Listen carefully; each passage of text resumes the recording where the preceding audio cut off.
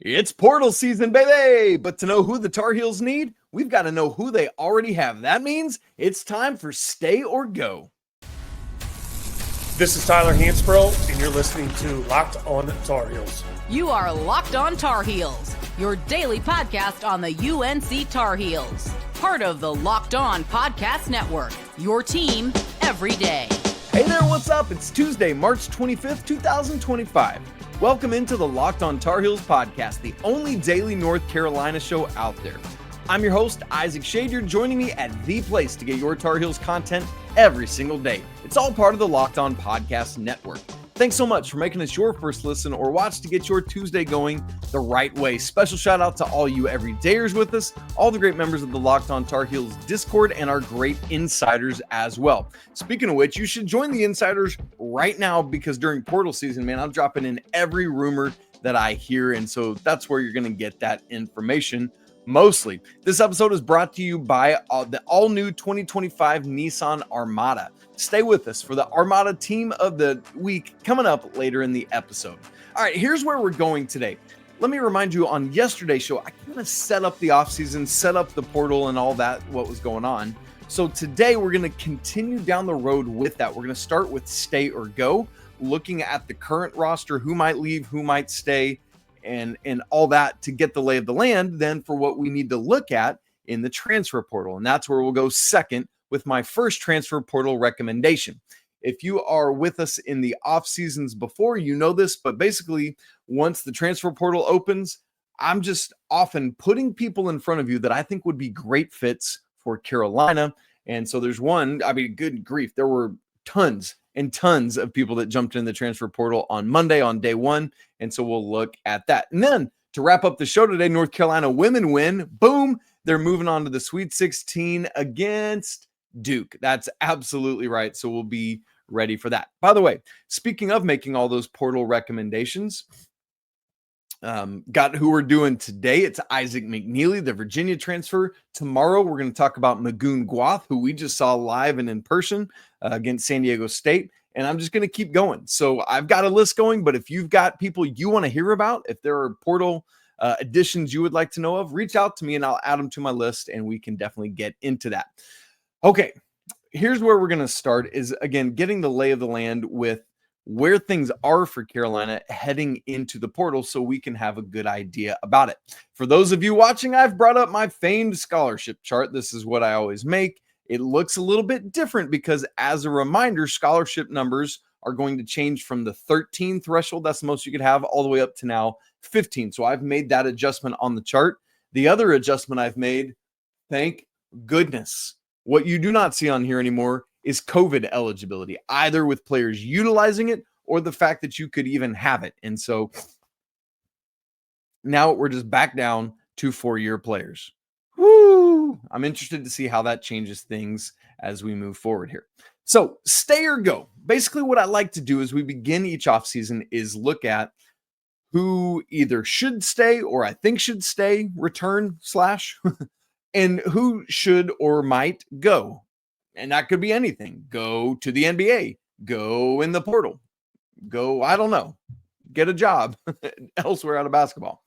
And so we got to start with the guys that unfortunately are just out of eligibility. There are 3 of them, and that's RJ Davis, that's Jalen Withers, and that's Tyson Claude. All 3 of those guys have exhausted. They were the last class with COVID eligibility, and they all 3 utilized all 5 years.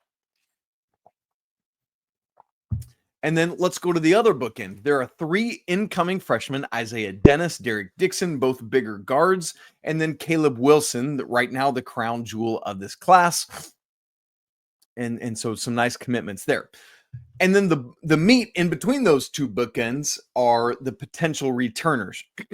There are 4, and again, I'm not speculating yet. I'm just giving you who could potentially return, which is what you see on the scholarship chart. We're not legislating anything. We're just literally seeing on the chart what could be next year. So there are 4 rising seniors that could return. I'll give you them in order alphabetically by last name. Van Allen Lubin, Seth Trimble, Cade Tyson, and Jalen Washington. 1 rising junior, that's Elliot Cadeau. And then 4 rising sophomores, James Brown, a redshirt sophomore version of Zayden High, Ian Jackson, and Drake Powell. So there are 9 potential. I cannot stress the word potential enough. People get all bent out of shape like Isaac. Clearly he's gone. Clearly he's staying. I know. I'm just saying potential. And then the incoming freshman, that gives us 12 that could be on the roster already pre any movement, right? Like let's timestamp this as this is Tuesday, March 25th. That's all we know right now. So stay or go. The big news from Monday is it sounds like there's been nothing official reported, nothing like that, but it sounds like, and even from some behind the scenes resources or sources that I typically trust, that Elliot Cadeau has probably played his last in Chapel Hill as a Tar Heel. Now, that is the expectation. As I record this, that has not been officially announced. So that's all that is right now, is like, it sounds like that might be the direction this is heading. That said, though, something I've thought a lot about with this stay or go segment is the idea, like the natural progression would be a backcourt of Elliot Cadeau and Seth Trimble as your point guard and your shooting guard. The problem is there's not enough shooting from either of those guys. Yes, Elliot has grown in maybe percentage a little bit, but the volume's not there. The trust in it's not there. And with Seth, we saw it better pre-injury this year, and then it just kind of tapered off after that. And I don't know if that's a thing that's just like, that's not going to develop right now, or was that legitimately just part of his injury? Regardless of the answer to that, where I fall with a backcourt that would feature Elliot and Seth is this.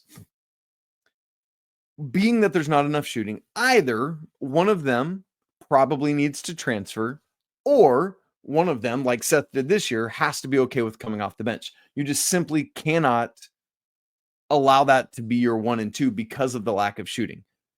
I personally, even if they were both staying, I would, because of Elliot's inconsistency with turnovers and fouls, I would rather have Seth in the lineup, frankly.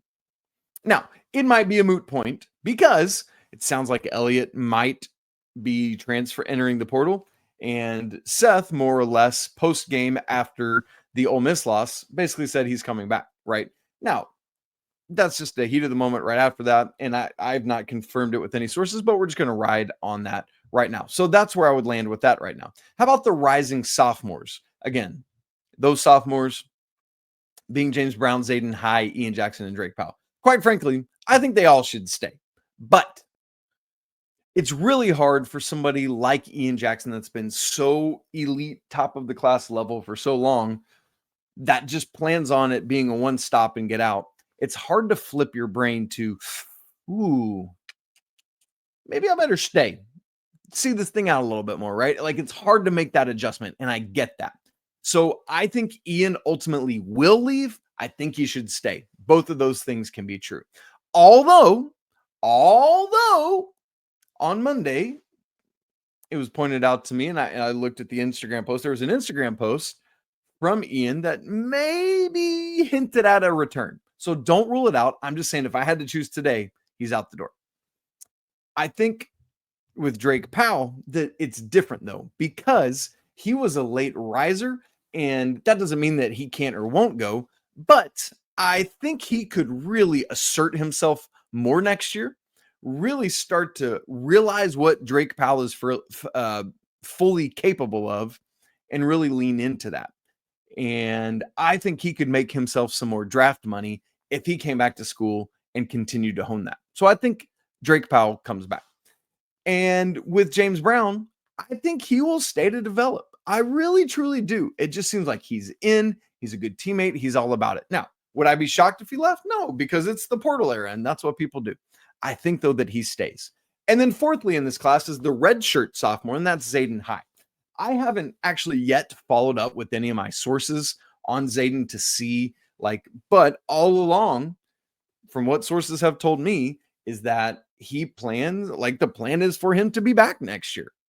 And so right now, until I get other evidence or intel, that's what we're going to roll with. As for the 3 rising seniors that are not Seth, there's 4 rising seniors. We've already talked Seth. I think he's staying. But those other guys are Jalen Washington, Cade Tyson, and Van Allen Lubin.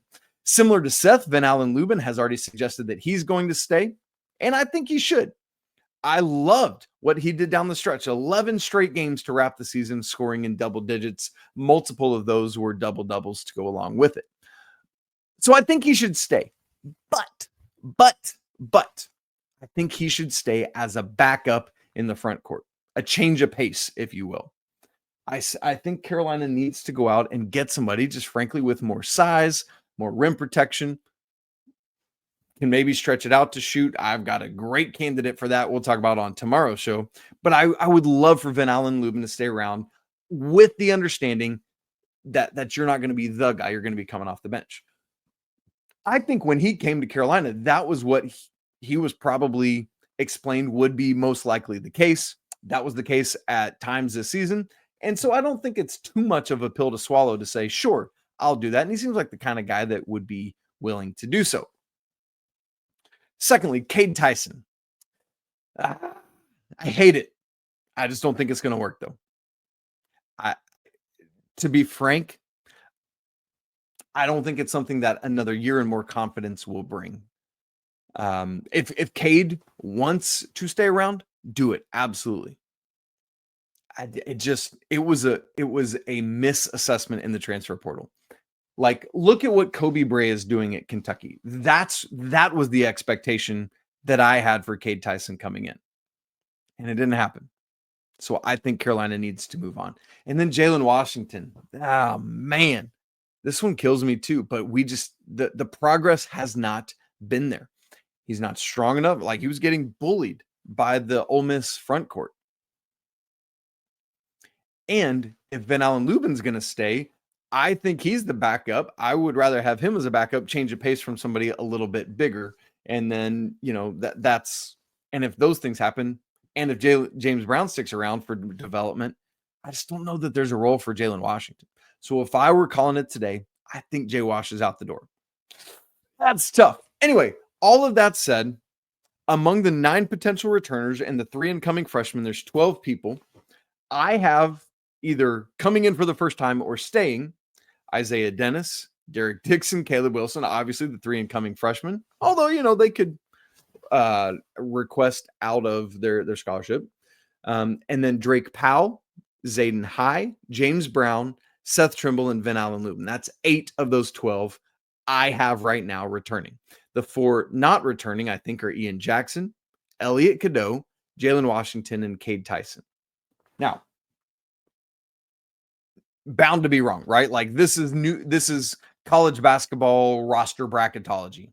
I'm just projecting what I foresee will happen with this thing. Will it play out exactly like that? Almost certainly not.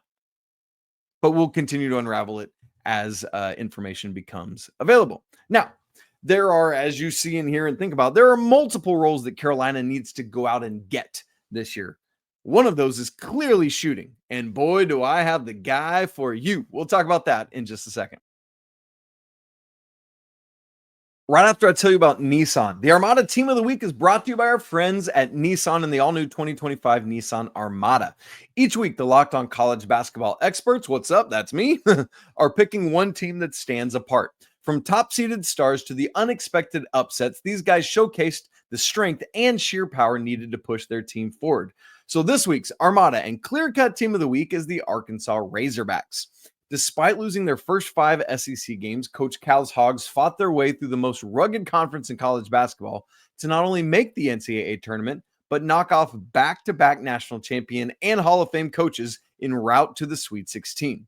They accomplished all this, by the way, without second leading scorer Boogie Fland for most of SEC play, and without leading scorer and rebounder Adu Thero for so far in the NCAA tournament. When it comes to the Nissan Armada, they say go forth and conquer it, and that's exactly what the Razorbacks have done. It's clear that our Team of the Week is out here ready to conquer the road ahead with confidence, just like you can in the all-new Nissan Armada or any of Nissan's outstanding vehicles. Take the Nissan Armada, Rogue, or Pathfinder and go find your next big adventure. Shop NissanUSA.com. Oh man, I love this time of the offseason. It's just fun and interesting and all of that. It's transfer portal time. And the first guy we're going to look at is Isaac McKneely, who has entered the transfer portal out of the University of Virginia. First off, let me mention this. It was noted on Monday that Isaac McKneely entered with a DNC, which is a do not contact tag in the transfer portal. Typically, that has meant, let's say, I'm from Atlanta. I went to Creighton. I'm tired of living in Omaha, and now I want to go back home to Atlanta, and I already know that I'm going to sign with Georgia Tech. So I'm putting a DNC in to say, I'm not going to waste anybody's time. Don't contact me. I already know where I'm going. However, Kevin Sweeney of Sports Illustrated noted this on Monday on Twitter. One portal note, in the past, you'd see do not contact tags on portal guys, mostly for players who already had a destination in mind. Now, some are using it just to ensure all contact goes through their agent instead of with them directly. Doesn't necessarily mean anything's been decided destination-wise. So this is important to know. Isaac McKneely has a DNC tag, but it doesn't necessarily mean anymore like, hey, don't talk to me because I know where I'm going. Now it's don't talk to me, talk to my agent. So don't freak out about that. Liam McKneely, for me, is the shooter Carolina needs. Everything I thought Cade Tyson would be last year, and it's not a perfect one-to-one, right? Like Cade Tyson in his career has more 2-point field goal attempts than threes, right? Like that's not Isaac McKneely. There's less of a balance there. But Carolina, in my opinion, needs Isaac McKneely. And even the things you've seen him do, I think there's more there to unlock. And I say the things you've seen him do because you've seen him play Carolina multiple times as a Virginia Cavalier because he's just coming off his junior year, had his best game against the Tar Heels he's ever had this year. 17 points, 5 of 12 from the field, 2 of 7 from 3, 3 of 5 from the free throw line, 4 assists and 2 steals. That was back in February. So, we've seen him do stuff to Carolina, but I think he's a lot like Harrison Ingram. And what I mean by that is this. Remember, when Harrison Ingram was at Stanford, he had the weight of that team on his shoulders. He had to do it all. And I often said, Harrison Ingram is going to be able to be the man when he doesn't have to be the man. Meaning, when he doesn't have to be the sole focus of things, when he's got a lot of other talent around him, he doesn't have that at Virginia. When he's got more talent around him, that allows his true talents to shine through. So I think it's actually a win and an opportunity for him to really showcase what he could do if he came to Carolina. I said it already. He is a rising senior, no COVID eligibility with the rising seniors. So this will be 1 year of eligibility remaining. He's got the stature we're looking for here, 6'4", 195. Remember, really trying to get away from undersized guards like RJ at 6 foot, like Elliot, 6'1"-ish. Would really like to see 6'2", 6'3", and up for those guard positions. Think to Kobe White. He was huge, man. So big. The chief reason I want Isaac McKneely, he does a lot of stuff that I like, but the most critical of it is one of maybe 2 most critical things for Carolina in this portal offseason, and that is shooting, and specifically shooting from beyond the arc. Let me give you his 3-point numbers.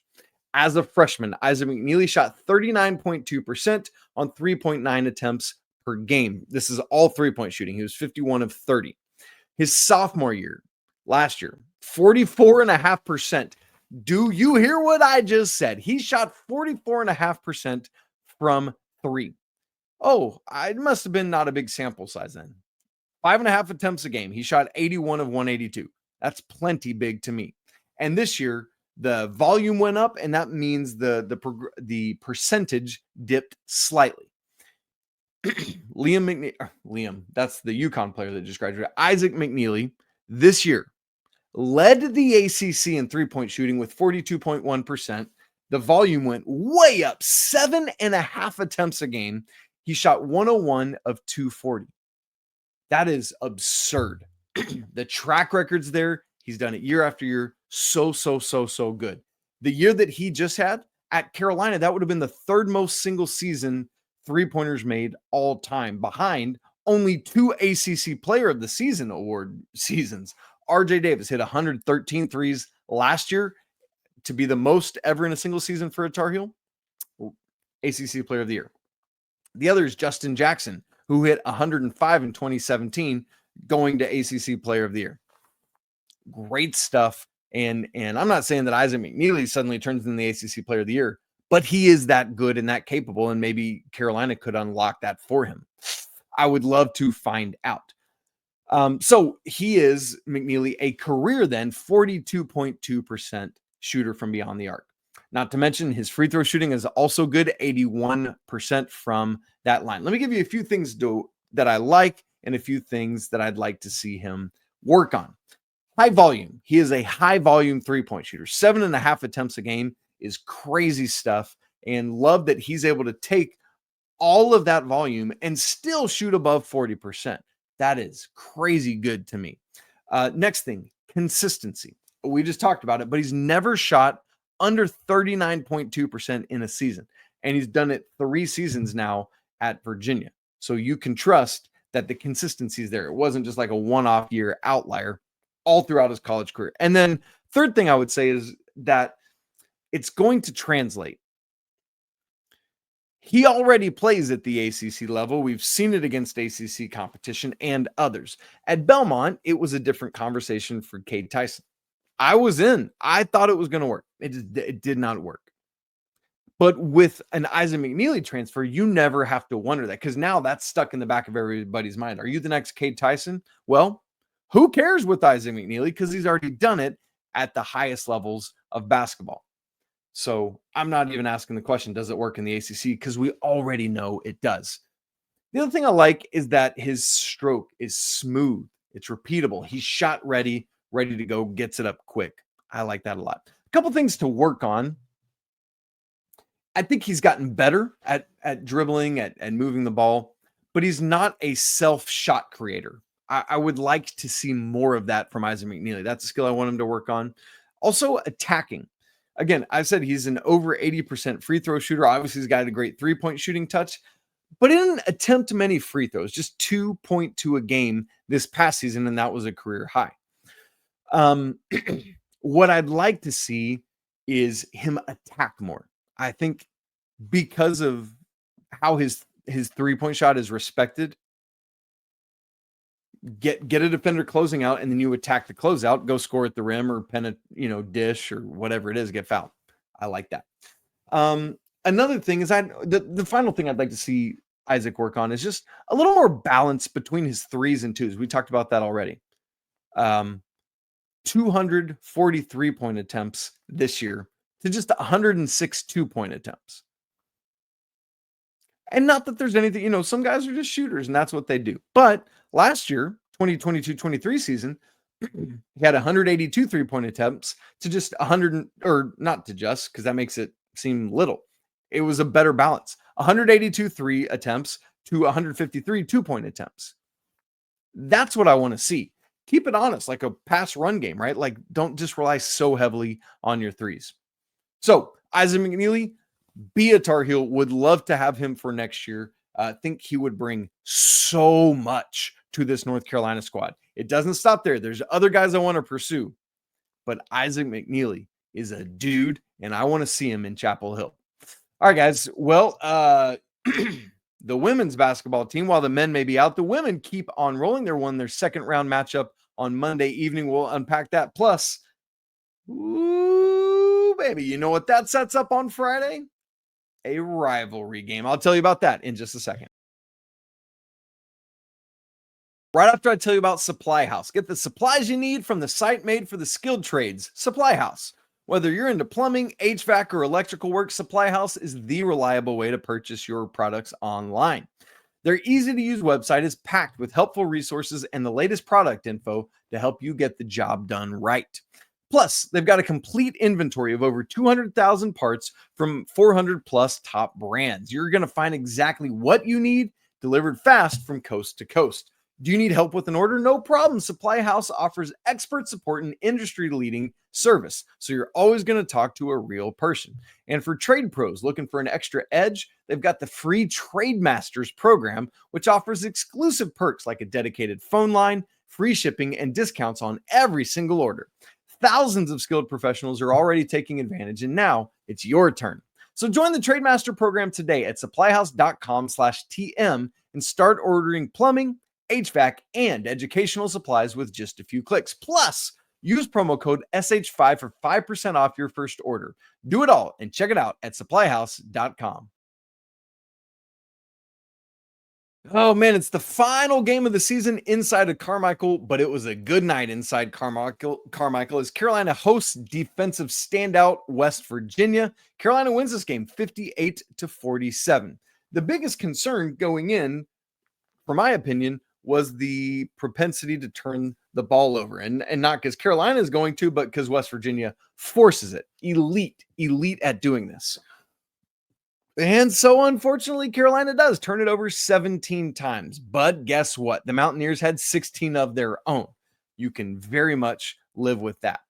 And I know points off of turnovers aren't just something we can necessarily look at the box score and get, because some are live ball turnovers that directly lead to a layup in transition or a three in transition, while others are just like, well, you threw it out of bounds. You brought the ball in and ran clock for 25 seconds and you scored or you didn't.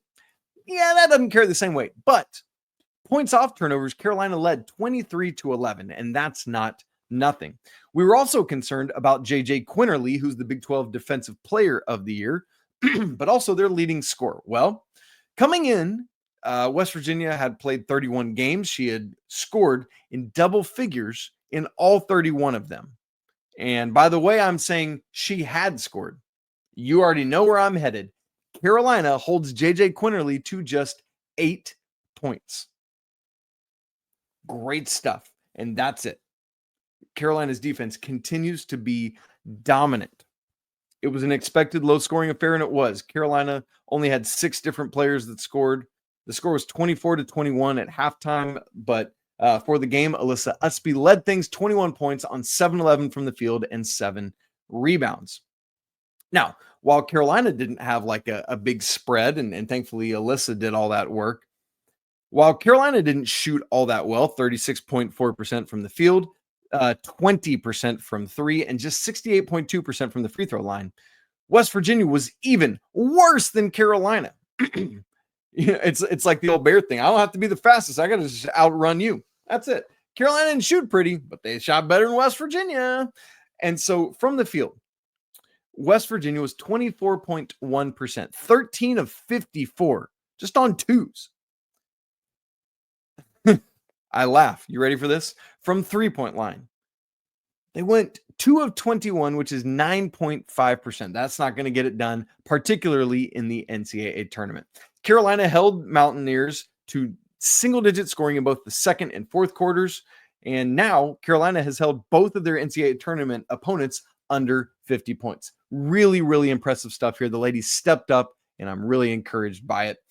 This was the last game in Carmichael for Alyssa Usby and others. But man, for Alyssa, just has done so much for this program in the Courtney Banghart era. But that means as Carolina moves into the Sweet 16, who's waiting? The Dukies. This would be similar to the men in 2022, the first meeting between the two in the NCAA tournament. This game is going to be Friday at 2:30 p.m. Eastern time from Birmingham, Alabama. It's on ESPN. I wonder if my friends, I have friends that live in Alabama, they're going to go watch these basketball games. For Carolina, this is a massive opportunity because these two teams split the regular season. You always want that rubber match to be like, yeah, I don't know about your win. Carolina won 53-46 in overtime in Chapel Hill, and they got smacked in Durham, 68-53. But let me remind us all, there was no Alyssa Usby in that game, and there was no Renaya Kelly in that game either. And Renaya, she's on fire. Renaya is. Like, it's so good to have them both back and seemingly playing without restriction, and that's really encouraging. As for Duke, their path to get here, this is kind of funny. Lehigh, on the guys' side, go look it up. Duke versus Lehigh. You'll know what I'm talking about. And Oregon, that was the other team that, Duke beat to get here. So really, really curious to see how this plays out.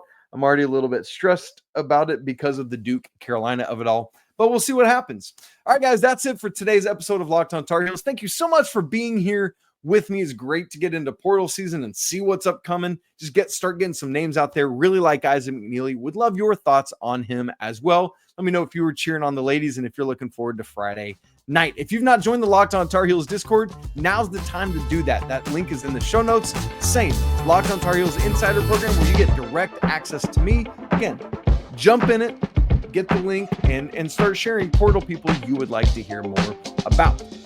If you haven't subscribed to the show on YouTube, by the way, do that right now for those of you watching. If you're listening, hop on, open up YouTube, boop, boop, boop, subscribe.